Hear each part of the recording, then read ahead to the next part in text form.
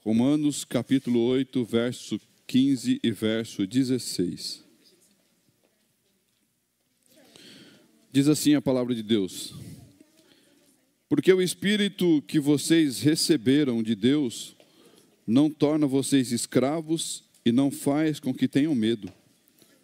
Pelo contrário, o Espírito torna vocês filhos de Deus, e pelo poder do Espírito dizemos com fervor a Deus: Pai, meu Pai. O Espírito de Deus se une com o nosso espírito para afirmar que somos filhos de Deus. O Espírito de Deus se une com o nosso espírito para afirmar que somos filhos de Deus. Amém. Palavras do apóstolo Paulo. Feche seus olhos. Vamos orar ao Senhor neste momento, pedindo a iluminação do Espírito Santo. Senhor, nós estamos reunidos em Teu nome e queremos pedir que o Teu Santo Espírito possa trazer a revelação da Tua palavra aos nossos corações. Senhor, a palavra foi estudada, mas a revelação não é do homem, a revelação é Tua, Espírito Santo. Por isso, toma as nossas mentes nesta noite e visite cada um que está aqui para ouvir o recado que é Teu. O recado que é do trono do Senhor para as nossas mentes e para os nossos corações. Em nome do nosso Salvador Jesus. Amém. Amém. Dia dos Pais, não tão comemorado como o Dia das Mães, né? Mas é um dia celebrado. A verdade fundamental sobre a identidade nossa como cristãos é que nós somos filhos de Deus. E a palavra diz que filhos da adoção em Cristo. Por Cristo, nós fomos capazes de nos tornarmos filhos de Deus. A palavra Pai, ela carrega um grande mistério eterno para todos nós, mas ela revela a natureza do amor de Deus quando nós buscamos a revelação através da palavra. Quando nós conhecemos a palavra, nós conhecemos o nosso Deus. E quando nós conhecemos o nosso Deus através da palavra, nós vamos entender, nós vamos identificar a nossa vida baseado naquilo que é o nosso Deus. Quem é o nosso Deus? Quando nós entendermos isso, nós entenderemos quem nós somos.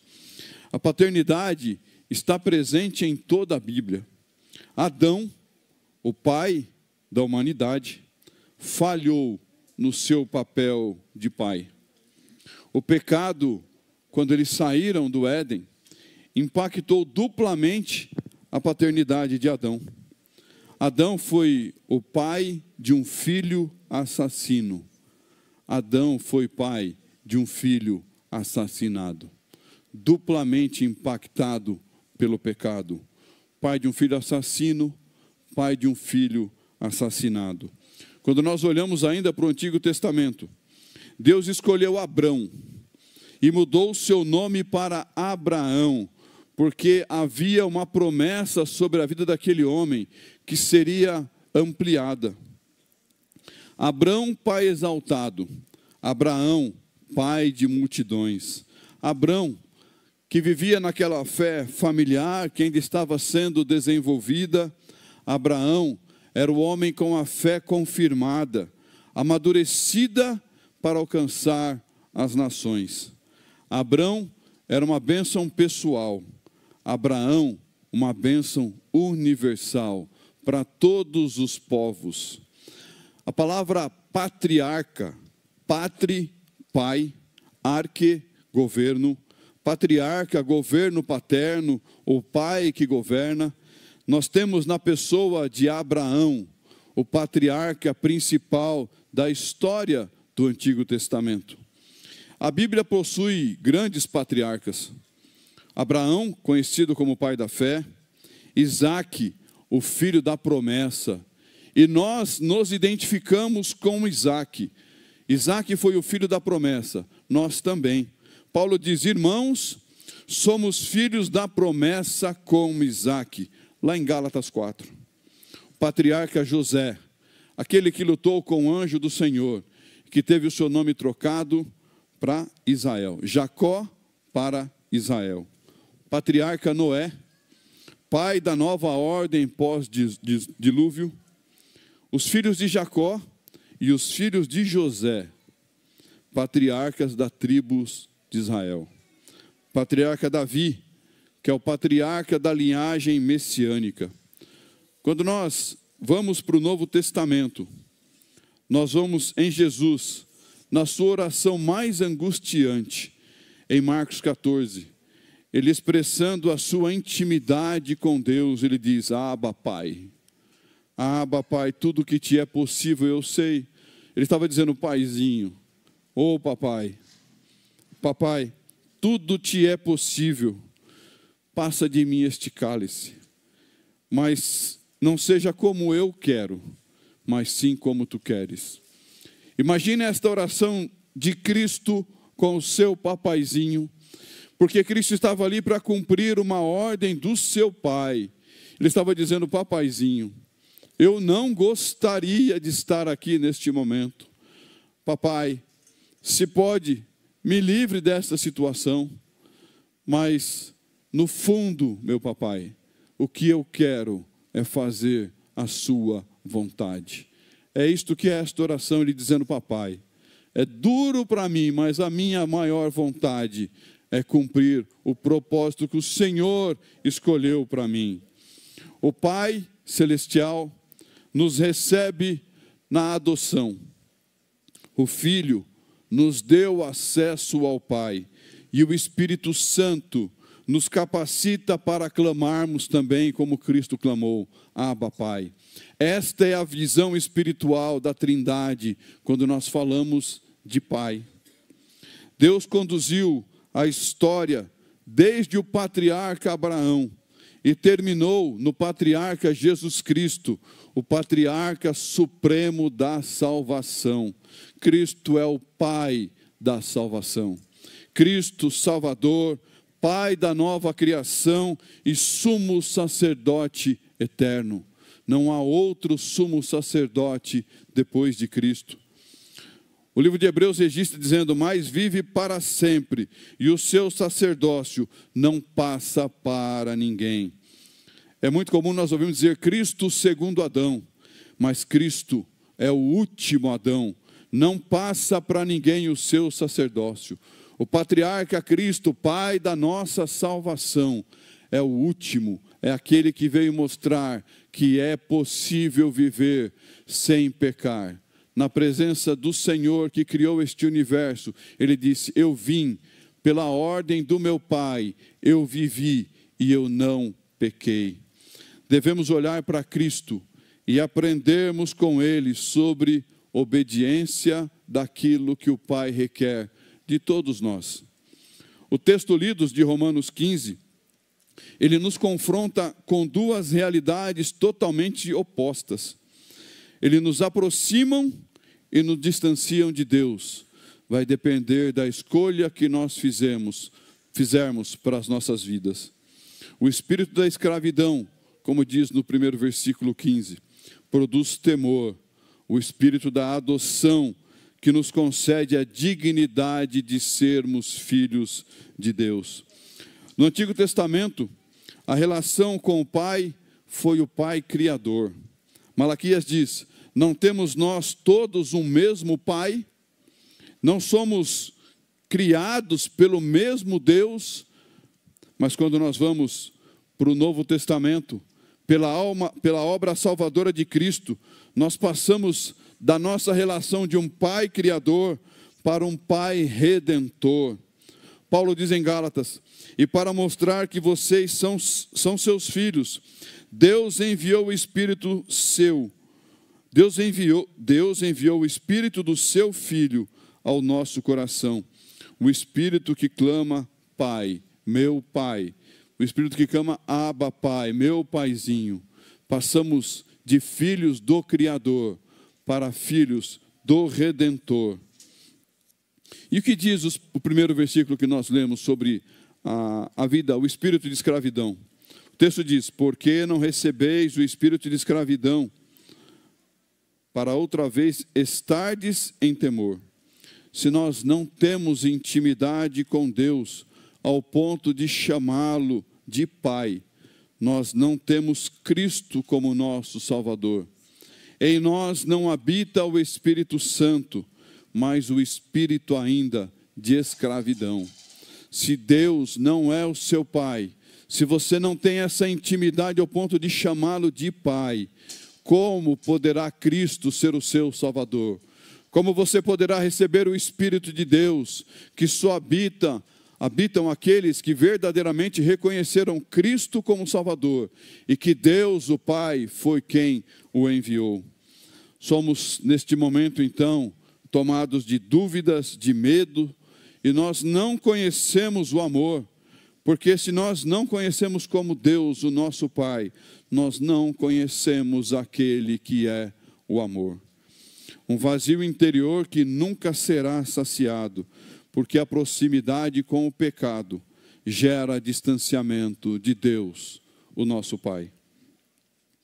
Paulo diz em Efésios que naquele tempo estáveis sem Cristo, separados da comunidade de Israel, e estranhos ao concertos da promessa, longe de Cristo, não tendo esperança e sem Deus no mundo. Quando nós também não conhecemos a Cristo, nós não conhecemos o Pai. Sem Cristo não temos acesso ao Pai. Se não reconhecemos Deus como nosso Pai, nós não conhecemos Cristo como nosso Salvador. No Antigo Testamento, essa revelação era limitada. O nosso relacionamento com Deus estava baseado e mediado por uma lei. O Deus Criador, o Deus da lei. Nos tempos da graça, sem Cristo, continuamos debaixo da lei. Se nós não reconhecemos Cristo como Salvador, não poderemos reconhecer Deus como nosso Pai, e nós não estamos vivendo a época da graça, nós ainda estamos na época da lei. Deus não é Pai. Deus não é Pai se a graça de Cristo não está sobre a sua vida e sobre a minha vida. Sem Cristo, sem perdão, sem Pai, sem esperança, sem identidade, sem herança eterna, sem proteção divina. Cristo veio entre nós para nos mostrar que Deus não é um tirano, que Deus não é um juiz, que Deus não está com um chicote em sua mão, pronto a chicotear aqueles que pecam. Deus não é um acusador que lança todos no inferno. Deus, o nosso Pai, a palavra diz que Deus é amor. E Deus mostrou o seu amor quando mandou o seu Filho, o seu único Filho, que veio, morreu por todos nós. E por esse único Filho, nós passamos a ser filhos de Deus, pela adoção em Cristo Jesus. Sem Cristo, não podemos nos tornar filhos de Deus. Mas Deus é Pai amoroso, Pai próximo, Pai cuidador. Porque não recebeste o espírito de escravidão, para outra vez estardes em temor. Paulo usa neste versículo a palavra outra vez. Indica que jamais devemos retornar ao estado de escravidão espiritual herdada pelo nosso pai Adão, pelo pai da humanidade. Quando o pecado bate à nossa porta, nós temos que lembrar que nós temos um Pai que não quer que nós pequemos. Sabe aquele sentimento que nós já tivemos quando filhos, que nós fazíamos as coisas erradas e desejávamos que os nossos pais não descobrissem? E quando o pai, nosso pai aqui descobria os nossos erros, nós entristecíamos os corações dos nossos pais. É isto que Paulo está dizendo. É isso que nós devemos ter na nossa mente, que quando nós estivermos flertando com o pecado, que nós lembremos que o nosso Pai está nos olhando e que nós vamos entristecer o coração do nosso Pai quando nós pecarmos. Não abandonem os braços do Pai, não fujam da casa, não fujam da presença do Pai. Não façamos como o filho pródigo, não entristecemos o coração do nosso Pai. Não rejeitem o nosso Pai. A parte B deste versículo de Romanos 8,15 diz: mas recebeste o Espírito de adoção de filho, pelo qual clamamos, Abba, Pai. A palavra adoção é um ato jurídico de Deus, pelo qual eles nos recebem em sua família. Deus nos concede o privilégio, pelo seu Filho único, que nós também sejamos chamados de filhos de Deus. Quando nós vamos no Catecismo Menor da Confissão de Westminster, ele diz: a adoção é um ato livre da graça de Deus, pelo qual somos recebidos no número dos filhos de Deus, e temos direito a todos os privilégios dos mesmos. Nós temos todos os direitos de filho. Somos filhos da adoção por Cristo, mas Deus nos concede todos os direitos que nós temos como um filho legítimo. A adoção é graça soberana. A adoção em Cristo Jesus é um ato divino. Na adoração nós mudamos o nosso status legal. Não há mais condenação. Aqueles que eram filhos do pecado, agora são filhos de Deus.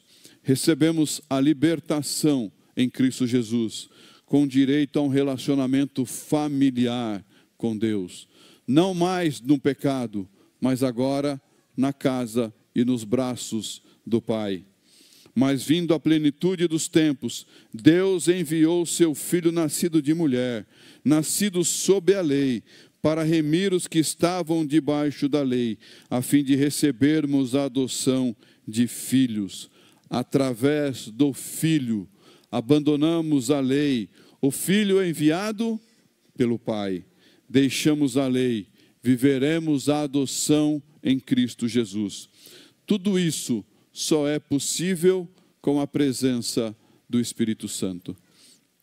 Deus Pai tem o seu papel, Deus Filho, mas o Espírito Santo, Deus Espírito Santo também tem esse papel.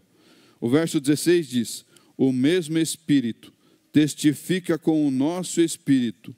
O quê? Que nós somos filhos, filhos do Pai, filhos de Deus. O texto diz testifica.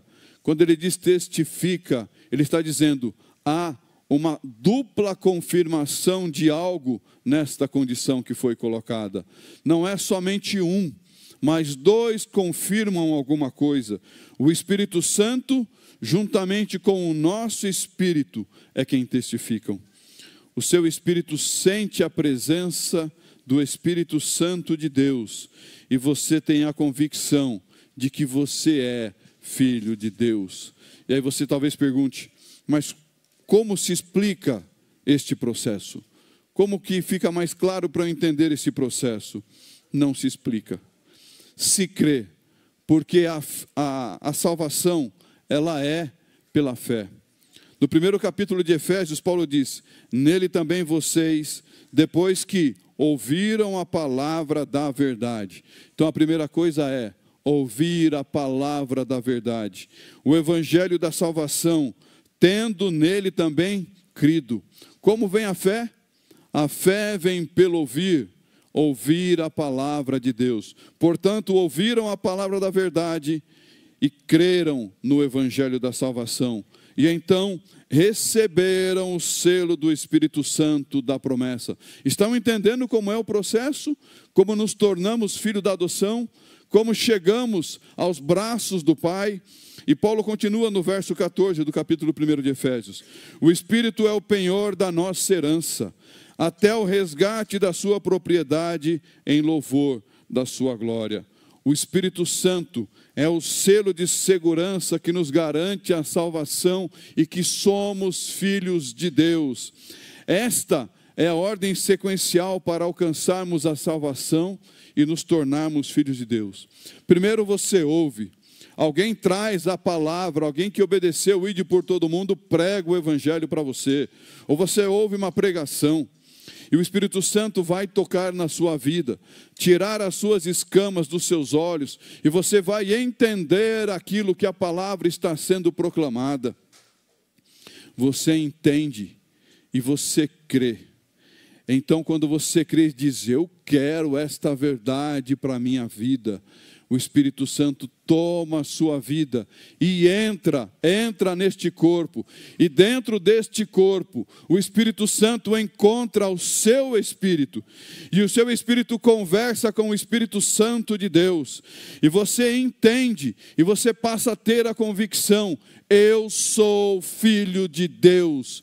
Eu já não sou mais aquele filho do pecado, mas agora, recebendo o Espírito Santo de Deus, eu que entendi o que é que Cristo veio fazer neste mundo, eu que entendi quem foi que mandou Jesus Cristo para morrer na cruz no meu lugar, eu entendo que agora eu sou filho de Deus, porque o próprio Espírito de Deus testificou e conversou com o meu espírito. O Espírito Santo nos cela e nós nos tornamos propriedade de Deus. O Espírito Santo de Deus nos cela e você passa a ser propriedade exclusiva do Senhor.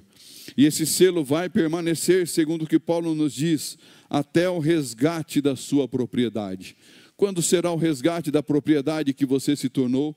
Quando Cristo vier te buscar. Ou quando Cristo disser para você, venha, e o Senhor nos levar. Se nós partirmos antes de Cristo voltar, o resgate da propriedade é na nossa morte. Se nós estivermos vivos quando Cristo voltar, o resgate da propriedade será que os nossos olhos verão e nossa boca confessará que Jesus Cristo é o Senhor. Todo joelho confessará, todos os olhos verão, mesmo aqueles que não creem, que se dizem ateus, quando virem a glória do Deus do céu descendo, Cristo descendo com os anjos pelas nuvens, ele verá e vai dizer, este é verdadeiramente o Filho de Deus, este é o Cristo Salvador, este é o Cristo, e mesmo que ele não perceba, ele estará de joelhos, confessando Cristo como seu Salvador, confessando Cristo como Senhor. O Espírito Santo é a marca da adoção que comprova que nos tornamos filhos de Deus. Espiritualmente, nós podemos olhar, já viram esses carros que está escrito assim, ó, propriedade de Jesus, já viram isso? Né? Nas nossas costas, na testa, está escrito aqui, ó, propriedade de Jesus. O diabo quando cruza com você, ele olha para você e vê escrito. Se for nas costas do tiozão, está escrito desse tamanho. Né, tiozão? Bem grandão, né? Bem grandão, né? Propriedade de Jesus. Satanás me fala, com esse eu não posso mexer. Com esse eu só posso mexer com a autorização do Pai.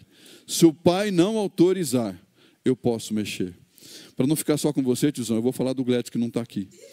Aquela carcaça toda arrebentada, está escrito propriedade de Jesus. Não vale muito a carcaça, mas o texto que está ali, tiozão, é fantástico, vale a vida eterna para ele. Mesmo aquela carcaça estragada, tem a vida eterna.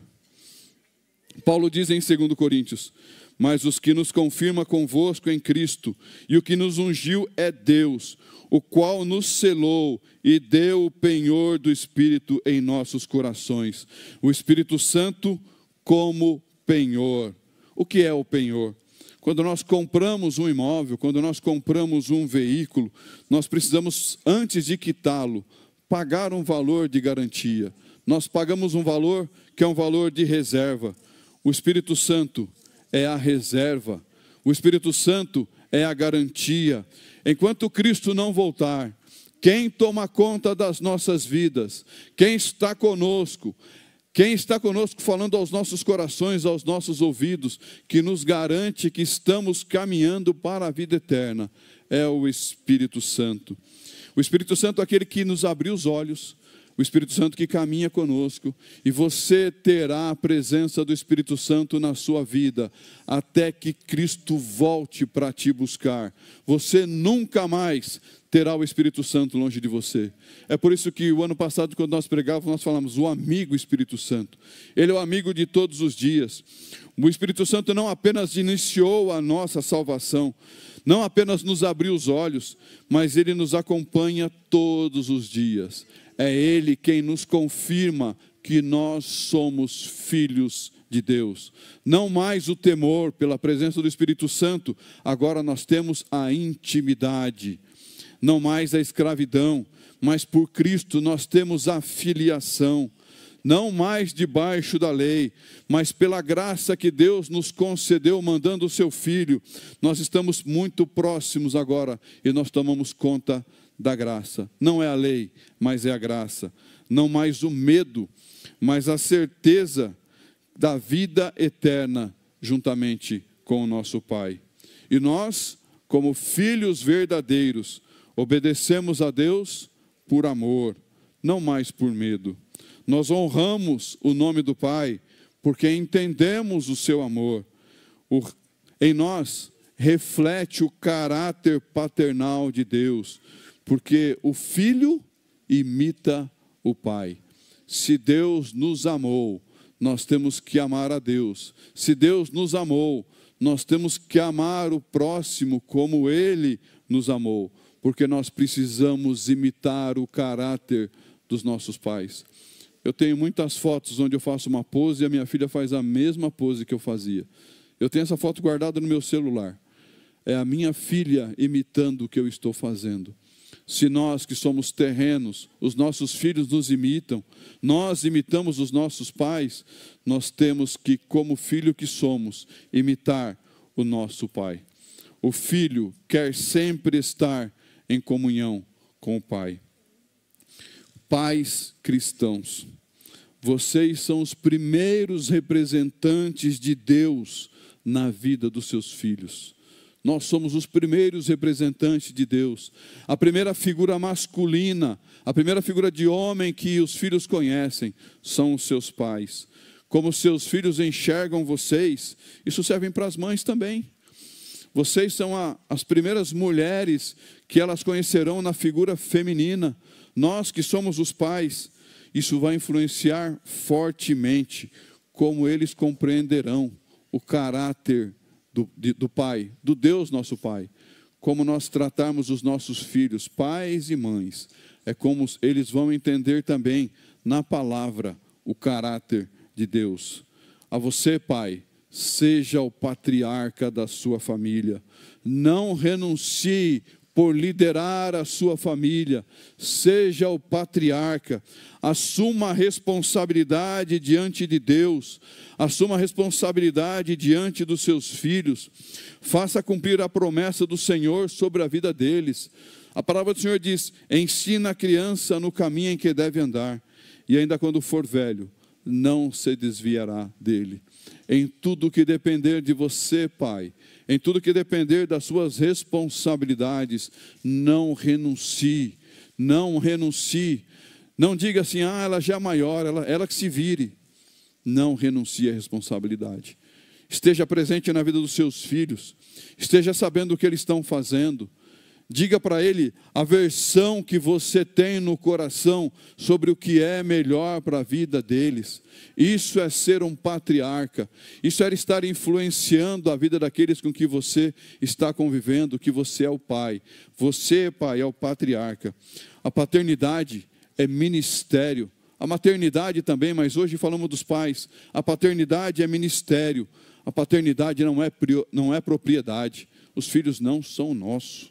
Os filhos são um empréstimo de Deus, mas nós não temos a posse, mas nós temos a responsabilidade de patriarca, de ensinarmos eles nos melhores caminhos.